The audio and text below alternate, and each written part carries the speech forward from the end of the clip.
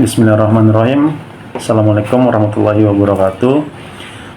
Perkenalkan, Ibu, saya dengan Robi Gunawan, mahasiswa Universitas Cyber Asia angkatan 2025-2026 dengan NIM 2502010111274. Yang saya hormati Ibu Ratih Anggoro Wilis, SEMM CDMS CPOD, selaku dosen pengampu mata kuliah Statistik Ekonomi dan Bisnis. Saya di kelas MJ212, Ibu.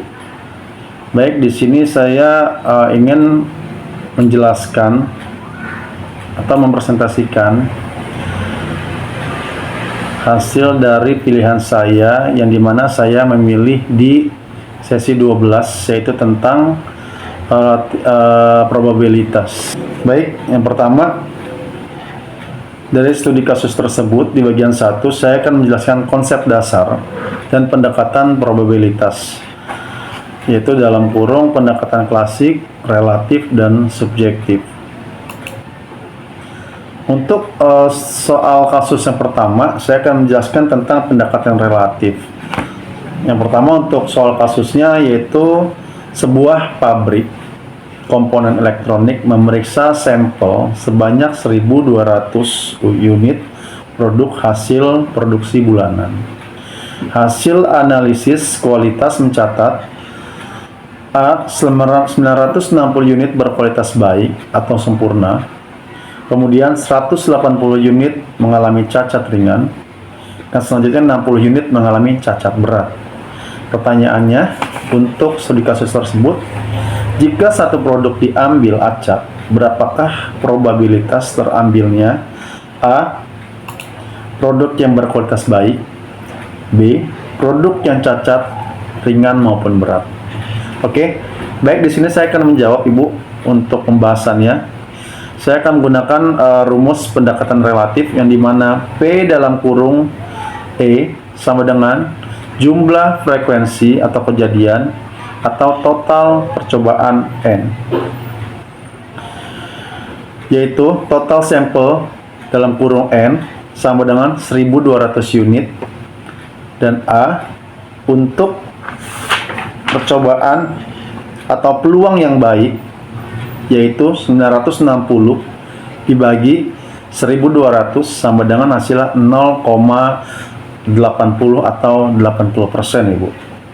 Dan kemudian untuk B, total yang cacat atau yang produk yang kurang baik sama dengan 180 ditambah 60 sama dengan 240 unit.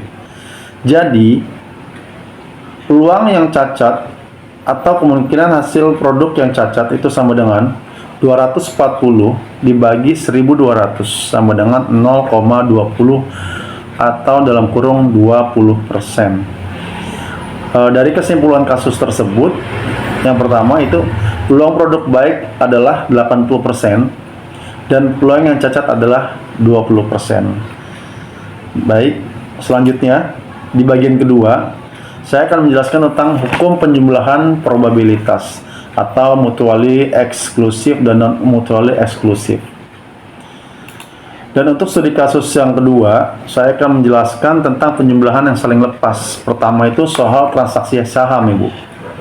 Nah, berdasarkan catatan transaksi 500 investor di Bursa Efek pada saham sektor perbankan diperoleh data sebagai berikut. Yang pertama, 275 transaksi adalah aksi beli, dan kemudian 125 transaksi adalah aksi jual, dan 100 transaksi adalah aksi menahan atau tidak menjual dan membeli. Pertanyaannya, berapakah probabilitas terpilihnya satu catatan transaksi secara acak yang merupakan transaksi beli atau jual? Baik, di sini saya akan menjawab untuk pembahasannya, yaitu karena aksi beli dan jual tidak dapat terjadi bersamaan pada satu transaksi atau dalam kurung mutually eksklusif, saya akan jelaskan melalui rumusnya. P dalam kurung A gabungan B sama dengan P dalam kurung A ditambah P atau peluang dalam kurung B. Jawabannya P atau peluang beli sama dengan 275 dibagi 500 sama dengan 0,55. Dan P dalam kurung jual atau peluang jualnya yaitu sama dengan 125 transaksi dibagi 500 sama dengan 125 dibagi 500 sama dengan 0,25 atau 25%. Untuk selanjutnya, P atau peluang beli untuk jual yaitu sama dengan 0,55 ditambah 0,25 sama dengan hasilnya 0,80 atau 80%, Ibu. Jadi hasil probabilitas transaksi beli atau jual yaitu sama dengan 0,80 atau 80%. Kejadian bersama. Di sini saya akan membuat soal digitalisasi UMKM, Ibu. Yang dimana soalnya itu survei terhadap 150 UMKM menunjukkan penggunaan teknologi sebagai berikut. Yang pertama, 90 UMKM menggunakan pemasaran digital A. Kemudian 60 UMKM menggunakan pembayaran kris B. Selanjutnya 30 UMKM menggunakan kedua-duanya dalam kurung peluang A irisan peluang B. Pertanyaannya, berapakah probabilitas sebuah UMKM terpilih secara acak menggunakan pemasaran digital atau kris? Di sini saya akan menjawab untuk pembahasannya, yaitu karena ada UMKM yang memakai keduanya dalam artian non mutual eksklusif, saya memakai rumus P dalam kurung A gabungan B sama dengan P dalam kurung A ditambah P dalam kurung B dikurang P dalam kurung A irisan B. Dan jawabannya yaitu P dalam kurung A sama dengan 90 dibagi 150 sama dengan 0,60. Dan setelah terjadinya P dalam kurung B sama dengan 60 dibagi 150 sama dengan hasilnya 0,40, Ibu. Dan selanjutnya P dalam kurung A irisan B sama dengan 30 dibagi 150 hasilnya itu 0,20. Dan selanjutnya untuk P dalam kurung A gabungan B sama dengan 0,60 ditambah 0,40 dikurang 0,20 sama dengan hasilnya 0,80 atau 80%, Ibu. Dan di sini kesimpulannya yaitu hasil probabilitas UMKM yang memakai digital atau kris sama dengan 0,80 atau 80%, Ibu. Dan selanjutnya untuk di bagian ketiga yaitu hukum perkalian probabilitas. Dalam artian kejadian bebas atau independen dan kejadian bersyarat dan atau dependen. Dan untuk soal tersebut saya akan menerangkan tentang perkalian kejadian bebas, dan di mana soalnya tersebut yaitu soal analisis rekomendasi yang saya pilih, Ibu. Untuk pertanyaannya, dua analis independen memberikan rekomendasi saham pasar modal, yaitu yang pertama peluang rekomendasi analis Rina tepat P dalam kurung R sama dengan 0,85. Dan selanjutnya peluang rekomendasi analis Dedi tepat yaitu P dalam kurung D sama dengan 0,70. Pertanyaannya, berapakah probabilitas rekomendasi Rina tepat dan rekomendasi Dedi yang tidak tepat?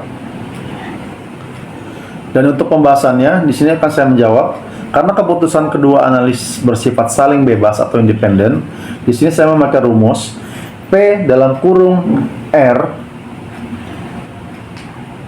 P dalam kurung R irisan D1 sama dengan P dalam kurung R dikali P dalam kurung D. Oke, di jawabannya yaitu P dalam kurung Rina yang tepat sama dengan hasilnya itu 0,85.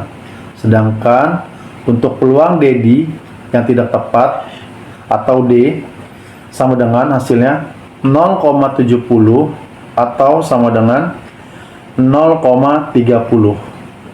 Selanjutnya P peluang dalam kurung R irisan D sama dengan 0,85 dikali 0,30 hasilnya sama dengan 0,255. Dan di sini hasil probabilitasnya kombinasi tersebut yaitu sama dengan 0,255 atau 25,5%.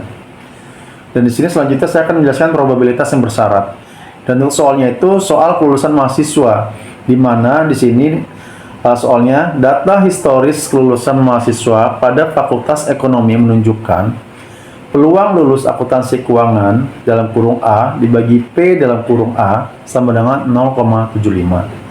Dan selanjutnya pertanyaannya, peluang lulus statistika dalam kurung B setelah dinyatakan lulusan akuntansi dalam kurung A dibagi P dalam kurung B setelah terjadinya A sama dengan 0,80. Dan di sini pertanyaannya, berapakah probabilitas seorang mahasiswa lulus kedua mata kuliah tersebut, akuntansi dan statistika? Dan untuk pembahasannya, jawabannya saya akan menggunakan rumus hukum perkalian kejadian bersyarat, yaitu P dalam kurung A irisan B sama dengan P dalam kurung A dikali P dalam kurung B setelah terjadinya A. Dan untuk jawabannya, P dalam kurung A sama dengan 0,75. Dan untuk P dalam kurung B setelah terjadinya A sama dengan 0,80. Dan kemudian P dalam kurung A irisan B sama dengan 0,75 dikali 0,80 hasilnya sama dengan 0,60 atau 60%, Ibu. Nah, untuk hasilnya peluang mahasiswa yang lulus kedua mata kuliah tersebut sama dengan hasilnya 0,60 atau 60% berarti. Baik, untuk yang terakhir saya akan menjelaskan teori tentang teorema Bayes, di mana teorema Bayes ini adalah pembaruan probabilitas prior menjadi probabilitas posterior. Untuk studi kasusnya atau analisis teorema Bayes, saya akan membuat soal audit laporan keuangan, Ibu. Yang dimana soal tersebut, sebuah kantor akuntan menerima laporan dari 3 cabang. Yaitu di sini akan membuat tabel, cabang, proporsi, dan tingkat kesalahan atau errornya. Cabang A1. Cabang A1 tersebut yaitu proporsinya 50% atau 0,50 dan tingkat kesalahan atau errornya 2% atau 0,02, Ibu. Dan untuk cabang A2 di sini proporsinya sebesar 30% atau 0,30. Dan untuk tingkat kesalahan atau errornya 5% atau dalam kurung 0,05. Nah, selanjutnya untuk cabang A3 untuk proporsinya itu sebesar 20% atau 0,20 dan tingkat kesalahan atau errornya itu 10% dalam kurung 0,10. Pertanyaannya, jika satu laporan dipilih acak dan ditemukan kesalahan dalam kurung B, berapakah probabilitas laporan tersebut berasal dari cabang A3? Baik, Ibu, di sini saya akan menjawab. Untuk pembahasannya, saya akan menggunakan formula teorema Bayes, yang dimana rumusnya itu adalah P dalam kurung A3 atau peluang probabilitas dalam kurung A3 setelah terjadinya B sama dengan buka kurung siku peluang A3 dalam kurung A3 dikali P atau probabilitas dalam kurung B setelah terjadinya A3 tutup kurung, atau sigma buka kurung siku peluang dalam kurung A1 dikali P dalam kurung B setelah terjadinya A1 dalam kurung. Baik, untuk jawabannya yaitu P dalam kurung A1 dikali P atau probabilitas dalam kurung B setelah terjadinya A1 sama dengan 0,50 dikali 0,02 sama dengan 0,10. Dan untuk selanjutnya, probabilitas atau peluang A2 dalam kurung A2 dikali P atau peluang dalam kurung B setelah terjadinya A2 sama dengan 0,30 dikali 0,05 sama dengan 0,015. Untuk selanjutnya, probabilitas dalam kurung A3 dikali probabilitas dalam kurung B setelah terjadinya A3 sama dengan yaitu 0,20 dikali 0,10 sama dengan 0,020, di mana total peluang dalam kurung B yaitu sama dengan 0,010 ditambah 0,015 sama dengan hasilnya 0,045 atau 0,045 atau 45%, Ibu. Dan untuk probabilitas atau peluang dalam kurung A3 setelah terjadinya B sama dengan yaitu 0,020 dibagi 0,045 sama dengan 4 dibagi 9, hasilnya sama dengan 0,4444, atau di sini hasil probabilitasnya itu posterior dengan cabang A3 sama dengan 44,40%. Dari rangkuman rumus probabilitas yaitu dengan pendekatan relatif, P dalam kurung A sama dengan F garis miring N, hukum penjumlahan saling lepas P dalam kurung A gabungan B sama dengan P dalam kurung A ditambah P atau probabilitas dalam kurung B. Yang tidak saling lepasnya itu P dalam kurung A gabungan B sama dengan P dalam kurung A ditambah P dalam kurung B dikurang P dalam kurung A irisan B.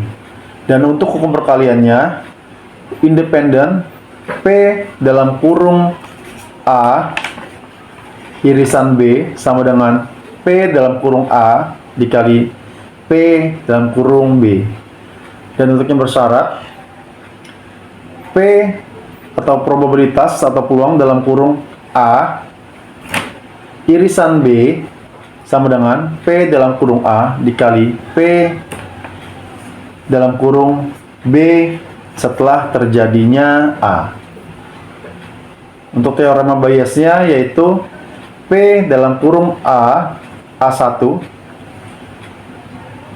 setelah terjadinya B sama dengan